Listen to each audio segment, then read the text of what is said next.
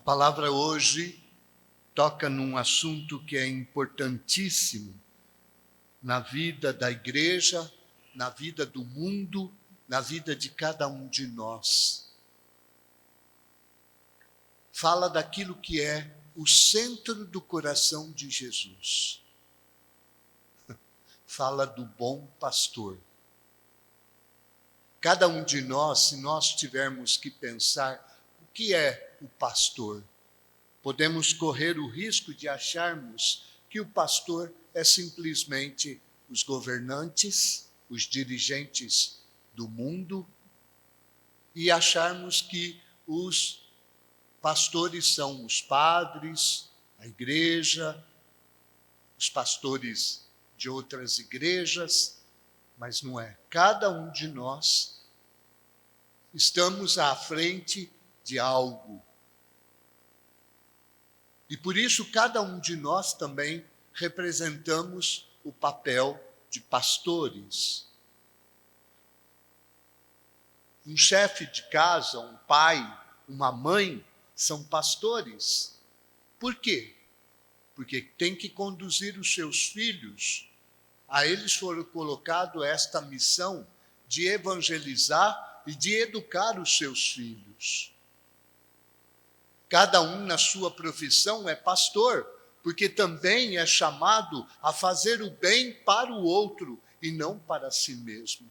A trabalhar em função do outro e não para si mesmo. A primeira leitura do livro do profeta Jeremias, fala justamente dos maus pastores. E por que Jeremias fala dos maus pastores? Que são os maus pastores? São aqueles que deveriam estar à frente do povo e conduzir o povo, mas não desempenhavam esse papel. Pelo contrário,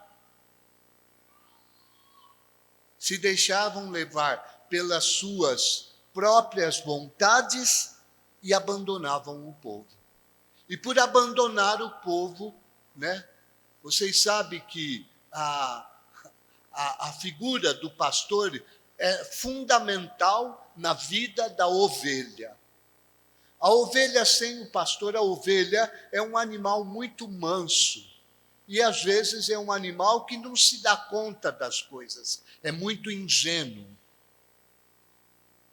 Se não tiver a figura do pastor para fazer com que o rebanho permaneça unido, a ovelha se dispersa. E se dispersando a ovelha, ela se torna um alvo fácil. Para o lobo, ela se torna um alvo fácil. Para o leão, para ser atacada, para ser destruída. E no fundo, o que faz a ovelha permanecer unida? O pastor. E se não tem esta presença, então a ovelha se perde. É nesse sentido, irmãos, que a palavra de hoje vem colocar para cada um de nós. Que muitas vezes nós também nos dispersamos. Por quê? Porque não escutamos a voz do verdadeiro pastor. Você tem na tua vida a presença do pastor? Você confia neste pastor? O que conduz a tua vida? É a sua vontade? É a sua razão? É o seu querer? Ou você escuta a voz do verdadeiro pastor? Por isso é interessante aqui, o profeta Jeremias, ele vem falar dos dirigentes do povo de Israel, dos sacerdotes e dos reis, que não cumpriram a sua missão. Por que não cumpriram? Porque buscavam a si mesmos e abandonaram o rebanho. E por isso o rebanho se dispersou. Veio outras nações, veio o lobo, que é mais poderoso, que é mais forte do que a ovelha, e dispersou, e matou, e destruiu. Aqui ele fala da dispersão do povo. foi quando aconteceu os exílios na Síria, na Babilônia, onde o povo foi tirado da sua terra e levado para outras terras, para se tornar novamente escravos. Mas nesta palavra de Jeremias existe uma promessa. E a promessa diz que Deus iria suscitar um novo descendente de Davi. Por que fala de Davi?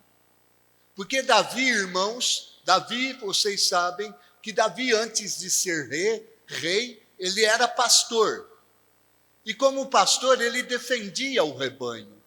A figura do pastor é aquele que, quando vê o lobo chegar, pega uma pedra e joga no leão para ele ir embora. Para defender o rebanho, para guardar o rebanho, para manter o rebanho ali. Quando a ovelha tenta se extraviar, ele pega o cajado e traz ela de volta para o rebanho. Esta é a figura do pastor. Davi foi o verdadeiro pastor do povo de Israel. Eu lembro uma passagem na Escritura que fala que os filisteus arrumaram um homem grande e forte, Golias, que todo o povo de Israel teve medo, inclusive o rei Saul. E nesse momento, o que aconteceu? O rei Saul não defendeu o povo. Quem foi defender o povo? Davi. Mas Davi era um pastor, defendeu o povo com o quê? Com estilingue, com uma pedra. Matou o grande Golias. E é impressionante tudo isto, por quê? Porque, na verdade, Davi não foi sozinho enfrentar o gigante Golias, mas Davi tinha alguém com ele. Quem? Deus. Aquele que era fraco, que era pequeno, venceu o grande Golias. Aliás, não foi ele. Foi a presença de Deus na vida dele. Hoje, olhando para o mundo, irmãos, nós percebemos que existem outros Golias, outros que são muito maiores do que nós. Olhamos para o mundo que muitas vezes se encontra dispersos, o homem que, as ideologias do mundo que muitas vezes quer falar e destruir a nossa vida, são gigantes diante de nós. Nós não temos força de lutarmos contra eles. Mas existe algo que é maior do que eles, que é o próprio Deus. Quando Davi foi enfrentar Golias, ele tinha uma certeza, que não era ele, era o próprio Deus que enfrentava. Por isso, na nossa vida, nós precisamos buscar o Senhor.